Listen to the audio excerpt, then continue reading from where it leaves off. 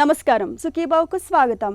గుండె కిడ్నీల గురించి బాగానే మాట్లాడుకుంటాం, కానీ ఎందుకనో కాలేయ జబ్బుల మీద అంతగా దృష్టి పెట్టాం.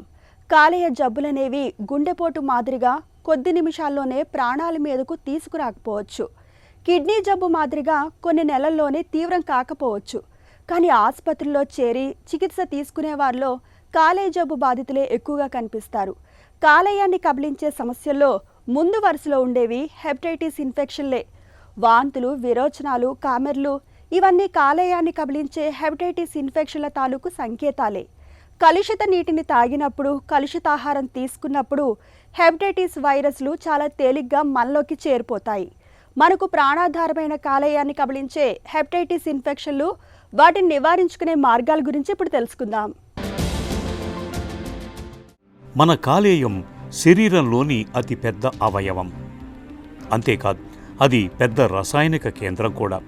దాదాపు 500 రకాలకు పైగా విధుల్ని నిర్వహిస్తూ ఉంటుంది. ఆహారంలోని కొవ్వుల్ని వేరు చేసి శక్తిగా మారుస్తుంది.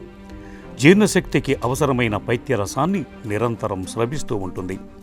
రక్తంలోని హిమోగ్లోబిన్ కణాల నుంచి మన శరీరానికి అవసరమైన ఇనుమును తయారు చేస్తుంది. శరీరంలో విడుదలయ్యే హానికరమైన విషతుల్యాలను విరిచేస్తూ మనకు రక్షణ కవచంలా పనిచేస్తుంది. మరి ఇంతటి కీలకమైన అవయవానికి నేడు హెపటైటిస్ ఇన్ఫెక్షన్లు అతి పెద్ద విపత్తుగా పరిణమిస్తున్నాయి. హెపటైటిస్ అంటే కాలేయం వాపు లేదా ఇన్ఫ్లమేషన్. మన శరీరానికి ప్రధాన ఆధారమైన కాలేయం వాపునకు గురైతే జీవితమే అస్తవ్యస్తమవుతుంది. మనలో చాలామంది హెపటైటిస్ అంటే కామెర్లు అనుకుని పొరబడుతూ ఉంటారు. నిజానికి కామెర్లు అనేది కాలేయం సరిగ్గా పనిచేయటం లేదని చెప్పే ఒక లక్షణం మాత్రమే. శరీరంలో బిలిరుబిన్ అనే పచ్చటి రసాయనం ఎక్కువై కళ్ళు, మూత్రం పచ్చగా మారటాన్ని కామెర్లు అంటారు. కానీ హెపటైటిస్ అనేది వైరస్ వల్ల కాలేయ కణజాలం అంతర్గతంగా దెబ్బతినే ఒక తీవ్రమైన వ్యాధి. ప్రపంచ ఆరోగ్య సంస్థ లెక్కల ప్రకారం ప్రపంచవ్యాప్తంగా ప్రతి 30 సెకన్లకు ఒకరు హెపటైటిస్ సంబంధిత వ్యాధుల వల్లే మరణిస్తున్నారని అంచనా. హెపటైటిస్ వ్యాధి అనేది ఒక వైరస్ వలన వస్తుంది. ఈ వైరస్ 5 రకాల వైరస్లు ఉంటాయి. దీంట్లో hepatitis A, B, C, D, E అనే వైరస్లు ఉంటాయి. ఈ 5 రకాల వైరస్లు కూడా నేరుగా లివర్కి సంక్రమించి వాటి వల్ల లివర్ దెబ్బతినే అవకాశం ఉంటుంది. హెపటైటిస్ ఎలా వ్యాపిస్తుంది అని తెలుసుకోవాలంటే 2 రకాల మార్గాలు ఉన్నాయండి. ఒకటి హెపటైటిస్ ఏ, ఈ అనేది కలుషిత ఆహారం, కలుషిత నీటి వలన వ్యాప్తి చెందుతుంది. ఇది ఎక్కువగా వర్షాకాలంలో వ్యాపించే వ్యాధులు, ఈ అంటువ్యాధులు అంటారు వీటిని. ఇది మనం ఎవరికైనా ఈ హెపటైటిస్ ఏ, ఈ వ్యాధులు ఉన్న వాళ్ళు వాళ్ళ చేతులు పరిశుభ్రంగా చేసుకోకుండా వేరే ఆహారం మీద పెడితే ఆ ఆహారం మనం తీసుకోవడం జరిగితే ఇలా వ్యాపిస్తుందండి. కలుషిత ఆహారం, కలుషిత నీటి వలన. ఇదే కాకుండా ఈ మధ్య కాలంలో ఫాస్ట్ ఫుడ్ అలవాట్స్ అయ్యి ఎక్కువగా బళ్ళ మీద పానీపూరీలు తినడం, ఆ పానీపూరీలో వాడే నీరు వల్ల కలుషితమై వాటి వల్ల కూడా హెపటైటిస్ ఈ రావడం జరిగింది. అలాగే మోమోస్లో ఉండే చట్నీస్, ఆ సాసుల వల్ల కూడా హెపటైటిస్ ఏ, ఈ రావడం జరిగింది. ఇవన్నీ చాలా జాగ్రత్తలు పాటిస్తూ తీసుకోవాలండి. అలాగే హెపటైటిస్ బి, సి అనే వ్యాధులు కలుషిత రక్తం, అలాగే కలుషిత శరీర ద్రావకాల ద్వారా వ్యాపిస్తుంది. ఎక్కువగా రక్తం ఇంతకుముందు ఎక్కించేటప్పుడు స్క్రీనింగ్ ఉండేది కాదు. అప్పుడు హెపటైటిస్ బి, సి సంక్రమించే అవకాశం ఉంటుంది. అలాగే డ్రగ్ ఎడిక్ట్స్ అంటారు, వాళ్ళు నీడిల్స్ అంతా షేర్ చేసుకుంటారు. ఆ నీడిల్స్ షేర్ చేసుకోవడం వల్ల కూడా ఒకళ్ళ దగ్గర నుంచి హెపటైటిస్ బి ఉంటే వాళ్ళకి ఇంకొకళ్ళకి రావడం జరుగుతుంది. ఇవే కాకుండా కొంతమందికి ఒక మల్టిపుల్ సెక్షువల్ పార్ట్నర్స్ అంటారు. అంటే ఒకళ్ళు కాకుండా 2-3 ఉండి తర్వాత ప్రొటెక్టెడ్ సెక్స్ చేయకపోయినా ఈ హెపటైటిస్ వ్యాప్తి చెందే అవకాశం ఉంటుంది. ఇది కాకుండా తల్లికి హెపటైటిస్ బి ఉంటే అది నేరుగా బిడ్డకి సంక్రమించే అవకాశం డెలివరీ టైంలో ఎక్కువ ఉంటుంది. సో ఈ రకాల మార్గాల ద్వారా హెపటైటిస్ బి, సి వ్యాప్తి చెందుతాయి. హెపటైటిస్ను కలిగించే వైరస్లను ఏ, బి, సి, డి, ఈ అని 5 రకాలుగా విభజించారు. వీటిలో హెపటైటిస్ ఏ, ఈలతో పెద్దగా ప్రమాదం ఉండదు. కలుషితమైన ఆహారం, అపరిశుభ్రమైన నీటి ద్వారా ఇవి ఒంట్లోకి ప్రవేశించి తాత్కాలికంగా కామెర్లను తెచ్చిపెడతాయి. సరైన విశ్రాంతి తీసుకుంటే కొన్ని వారాల్లోనే నయమైపోతాయి. కానీ అసలైన శత్రువులు మాత్రం హెపటైటిస్ బి, సిలే. వీటిని ఇంటి దొంగలుగా చెప్పుకోవచ్చు. వీటి తాలూకు వైరస్లు శరీరంలోకి ప్రవేశించిన సంవత్సరాల తరబడి, కొన్నిసార్లు దశాబ్దాల పాటు పైకి ఎలాంటి లక్షణాలు కనిపించకుండానే కాలేయాన్ని నిశ్శబ్దంగా నిర్వీర్యం చేస్తూ వస్తాయి. అందుకే వీటిని సైలెంట్ కిల్లర్స్ అంటారు. శరీరం తీవ్రమైన అలసట, ఆకలి మందగించటం, పైపొట్టలో కుడివైపున బరువుగా లేదా నొప్పిగా అనిపించటం, కారణం లేకుండా బరువు తగ్గటం వంటి సంకేతాలను ఇస్తున్నప్పుడు అప్రమత్తం కావాలని చెబుతారు డాక్టర్లు. వీటి లక్షణాలు ఎలా ఉంటాయంటే, హెపటైటిస్ ఏ ఈ లక్షణాలు ఇది వచ్చి జ్వరము, వాంతులు, విరోచనాలు, అలసట, అలాగే కామెర్లు రావడం జరుగుతుంది. హెపటైటిస్ ఏఈ అనేవి తాత్కాలిక వ్యాధులు. ఇవి 1 వారం నుంచి 1 నెల లోపల మనం సపోర్ట్ చేస్తే ఈ తగ్గుముఖం పడతాయి, టాబ్లెట్లు అవి ఇస్తే. వన్స్ తగ్గుముఖం పడితే ఇది కంప్లీట్గా క్యూర్ అయినట్టే. అది హెపటైటిస్ ఏలో, ఈలో. అలా కాకుండా హెపటైటిస్ బి అండ్ సి సంక్రమిస్తే ఇవి దీర్ఘకాలిక వ్యాధులు. ఇవి ఎమ్మటే తగ్గవు. సో వీటి వల్ల వచ్చే లక్షణాలు ఏంటంటే, ఇలాగే కామెరలు రావడం, జ్వరం రావడం, వాంతులు, విరోచనాలు రావడం. కొన్నిసార్లు ఎటువంటి లక్షణాలు ఉండవు హెపటైటిస్ బి వచ్చిన వాళ్ళకి. సో అందువల్ల వీళ్ళని క్యారియర్స్ అంటారు. ఎటువంటి లక్షణాలు లేకుండా కూడా హెపటైటిస్ బి, సి సంక్రమిస్తుంది. ఈ వైరస్ ఎలా సోకుతుంది అనే దాని మీద కొన్ని అపోహలు ఉన్నాయి. ఈ బీసీ అనేది ఏంటంటే, షేక్ హ్యాండ్ ఇచ్చుకోవడం వల్ల కానీ, లేదా ఒకరినొకరు హత్తుకోవడం వల్ల కానీ, భోజనం కలిసి చేయడం వల్ల కానీ ఇది వ్యాప్తి చెందదు. ఇది కంప్లీట్గా అవగాహన ఉంచుకోవాలి. ఏ వ్యాధి అయినా బీసీ వ్యాధులు ఇలా వ్యాప్తి చెందదండి. అలాగే ఈ పరీక్షలు హెపటైటిస్ బి, సి పరీక్షలు ఎవరు చేసుకోవాలి అనేదాన్ని మనం వస్తే, ముఖ్యంగా హెల్త్ కేర్ వర్కర్స్ అంటే హాస్పిటల్స్లో పనిచేసే వాళ్ళందరూ హెపటైటిస్ బి, సి పరీక్షలు చేసుకోవాలి. ఎందుకంటే వాళ్ళు పేషెంట్స్తో డైరెక్ట్గా కాంటాక్ట్లో ఉంటారు. అలాగే ఎవ్రీబడి 30 సంవత్సరాల వయసు ఉన్న వాళ్ళందరూ కూడా హెపటైటిస్ బి, సి టెస్టులు చేసుకోవాలి. హెపటైటిస్ ఇన్ఫెక్షన్ల అన్నింటిలోకి బీసీ వైరస్లను చాలా ప్రమాదకరమైనవిగా చెబుతారు డాక్టర్లు. ఇందుకు కారణము ఉంది. హెపటైటిస్ బీసీ ఇన్ఫెక్షన్లు పూర్తిగా ముదిరిపోయే వరకు చాలా మందిలో బయటపడవు. వీటిని అనుమానించడం కాస్తంత కష్టమైన పనే. ప్రమాదకరమైన హెపటైటిస్ బీసీ ఇన్ఫెక్షన్ల గురించి ఇప్పుడు తెలుసుకుందాం. కాలేయాన్ని కబళించే ప్రమాదకరమైన హెపటైటిస్ బి, సి వైరస్లు ఎలా సంక్రమిస్తాయో తెలుసుకోవటం చాలా అవసరం.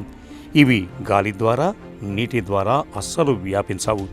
ఇన్ఫెక్షన్ ఉన్న వ్యక్తి తాలూకు రక్తం, వాడిన సూదులు, టాటూలు వేయించుకునే సూదులు, ఒకరు వాడిన షేవింగ్ బ్లేడ్లు లేదా టూత్ బ్రష్లను మరొకరు వాడటం ద్వారా ఈ వైరస్లు ఒకరి శరీరం నుండి మరొకరి రక్తంలోకి చేరతాయి. అలాగే సురక్షితం కాని లైంగిక సంబంధాలు, ప్రసవ సమయంలో తల్లి నుంచి బిడ్డకు హెపటైటిస్ బి వైరస్ సంక్రమిస్తుంది. ఇక్కడే సమాజంలో ఒక పెద్ద అపోహ కనిపిస్తుంది. హెపటైటిస్ ఉన్న వారితో కలిసి భోజనం చేయటం, చేతులు కలపడం, కౌగిలించుకోవటం లేదా వారు దగ్గినా తుమ్మినా ఈ వ్యాధి వస్తుందని భయపడి వారిని దూరం పెడుతూ ఉంటారు. కానీ వైద్య పరిశోధనల ప్రకారం అలాంటి సామాజిక సంబంధాల వల్ల హెపటైటిస్ బి, సిలు అస్సలు వ్యాపించవు. ఇక హెపటైటిస్ బిని నిర్లక్ష్యం చేస్తే అది మొదట హెపటైటిస్గా, ఆపై లివర్ క్యాన్సర్గా, సిరోసిస్గా మారి ప్రాణాంతకంగా పరిణమిస్తుంది. హెపటైటిస్ బి లాగే హెపటైటిస్ సి కూడా ప్రమాదకరమైంది. హెపటైటిస్ బిని కనీసం టీకా వేయించుకోవటం ద్వారా నివారించుకోవచ్చు. కానీ హెపటైటిస్ సికి ఎలాంటి నివారణ లేదు. ఇప్పుడు హెపటైటిస్ బి సికి మనకి అందుబాటులో ఉన్న చికిత్సల గురించి తెలుసుకోవాలంటే, ఈ హెపటైటిస్ బి ఉన్న వాళ్ళని డయాగ్నోస్ చేసిన వెంటనే వాళ్ళకి వైరల్ లోడ్ అనేది చేయడం జరుగుతుంది. ఈ వైరల్ లోడ్ అధికంగా ఉంటే కొన్ని మందులు తీసుకొని ఈ వైరస్ని కంప్లీట్గా తగ్గించే అవకాశం ఉంటుంది. అది 0 లెవెల్కి తీసుకొస్తాం. కానీ పూర్తిగా క్యూర్ చేయలేమండి హెపటైటిస్ బిని. అందువల్ల దీన్ని రెగ్యులర్గా ప్రతి సంవత్సరం వైరల్ లోడ్ చేసుకుంటూ ఉండాలి ఈ మాత్రలు వాడేవాళ్ళు. హెపటైటిస్ సి వైరస్ ఉన్నకి డైరెక్ట్ యాక్టింగ్ యాంటీవైరల్ డ్రగ్స్ అని కొత్తగా వచ్చి ఒక 3 నుంచి 6 నెలలు ఈ మాత్రలు వాడితే పూర్తిగా నయమయ్యే స్టేజ్కి వచ్చింది హెపటైటిస్ సి. సో అందువల్ల ఈ వ్యాధి వచ్చిన వాళ్ళు తప్పనిసరిగా లివర్ డాక్టర్ని సంప్రదించి తగినటువంటి మందులు తీసుకుంటే మనం ఈ వ్యాధిని కంట్రోల్లో పెట్టుకోవచ్చు. ఈ హెపటైటిస్ వ్యాధి రాకుండా నివారణ మార్గాలు ఎలా ఉన్నాయంటే, ఈ వ్యాధి అనేది ప్రాణాంతకమైన వ్యాధి. అది రాకుండా ఉండాలంటే కొన్ని జాగ్రత్తలు పాటించాలి.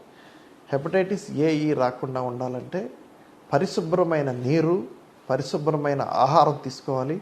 అంటే నీరుని కాచి చల్లార్చి నీరు తాగాలి.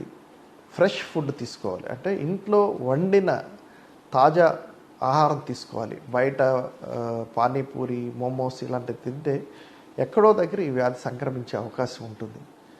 ఇది కాకుండా హెపటైటిస్ బి, సి ఈ రక్తం ద్వారా వచ్చే వ్యాధుల్ని ఎలా ముందుగానే మనం రాకుండా చూసుకోవాలంటే, ఈ రక్తం అందరికీ ఇచ్చేవాళ్ళ ముందు స్క్రీనింగ్ చేసి రక్తం ఎక్కించాలండి.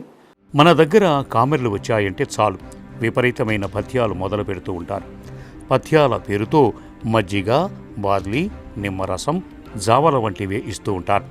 ఇవేవి కూడా బలవర్ధకమైనవి కావు. వాస్తవానికి ఇలాంటి కామెర్లతో బాధపడుతున్న సమయంలో బలవర్ధక ఆహారం, ముఖ్యంగా ప్రోటీన్లు, విటమిన్లు వంటివి ఎక్కువగా ఉండే ఆహారం ఇవ్వటం అవసరమని ఎన్నో అధ్యయనాల్లో గుర్తించారు. ఏమంత శక్తినివ్వని మజ్జిగ, జావల వంటివే కాదు, నూనె, కొవ్వులేమీ లేకుండా ఉడకేసిన చప్పటి పదార్థాలే పెట్టడం వల్ల నోటికి రుచించక మొత్తం తిండే తగ్గిపోతుంది.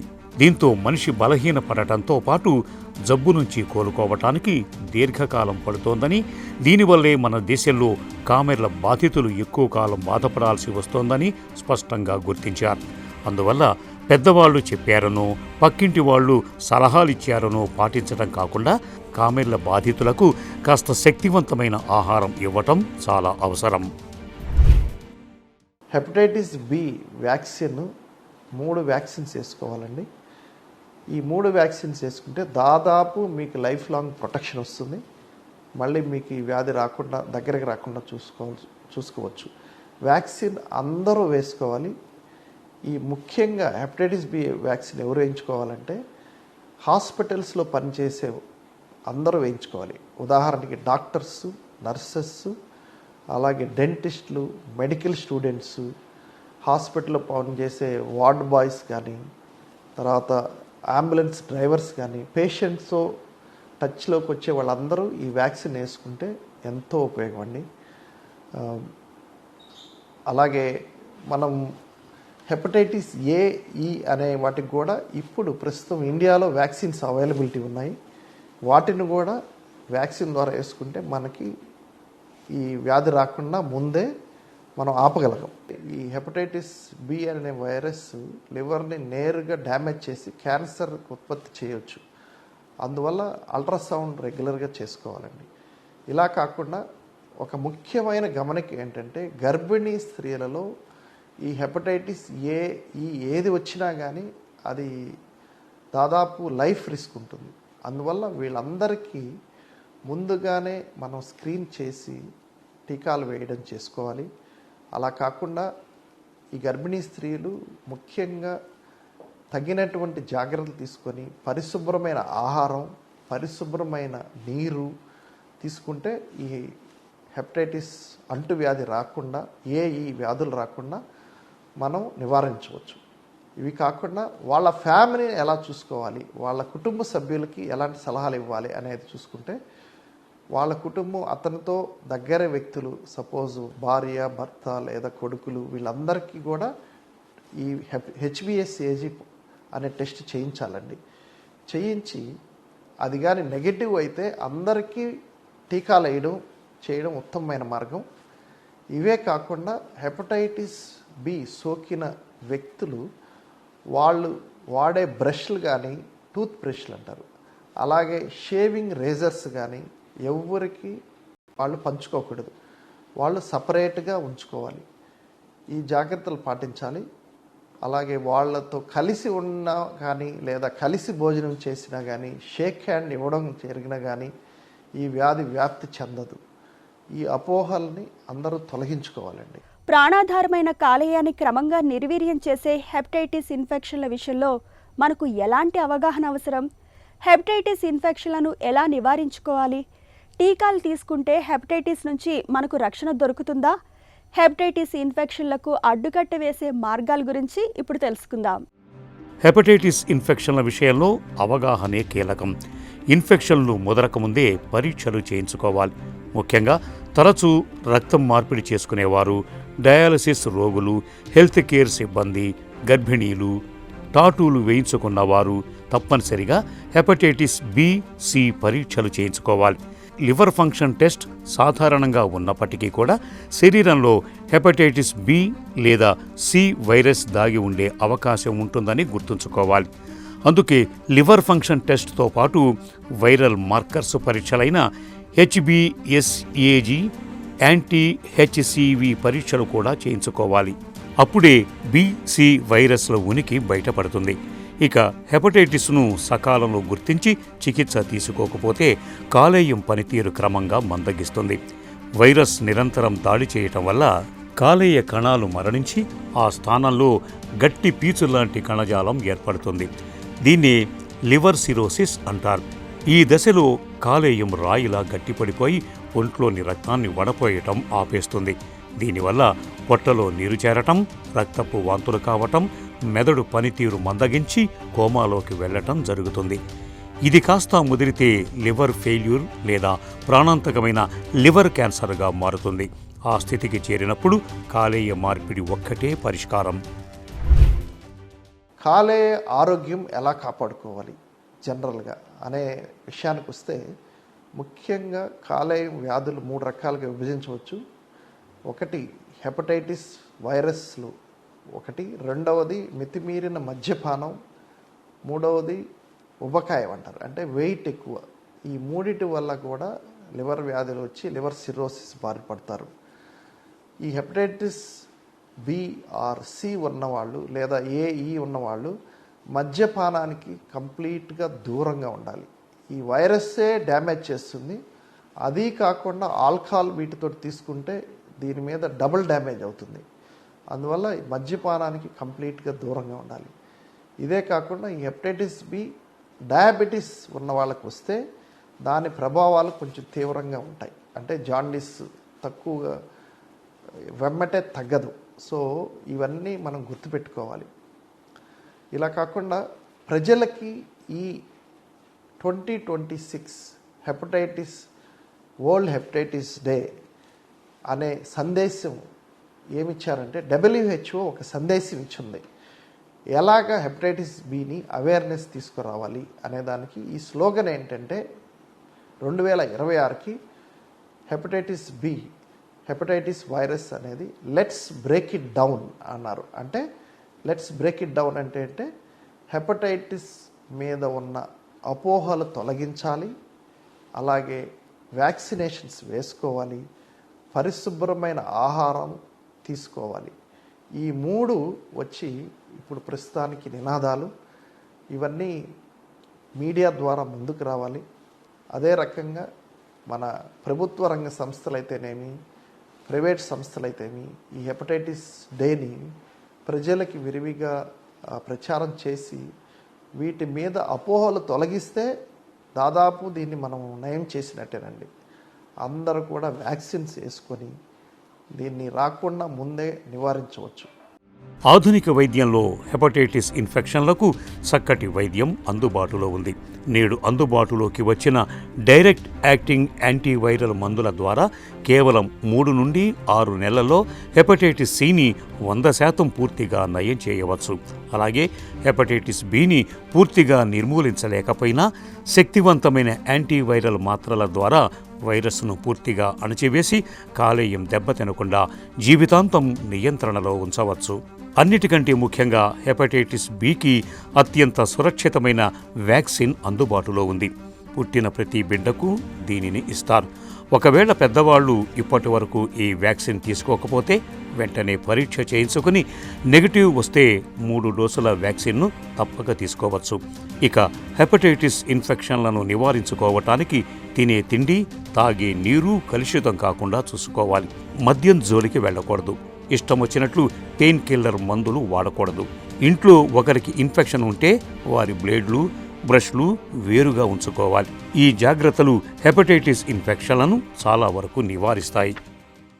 తినే తిండి, తాగే నీరు ఈ రెండిటి విషయంలో జాగ్రత్తగా ఉంటూ అవి కలుషితం కాకుండా చూసుకుంటే చాలు.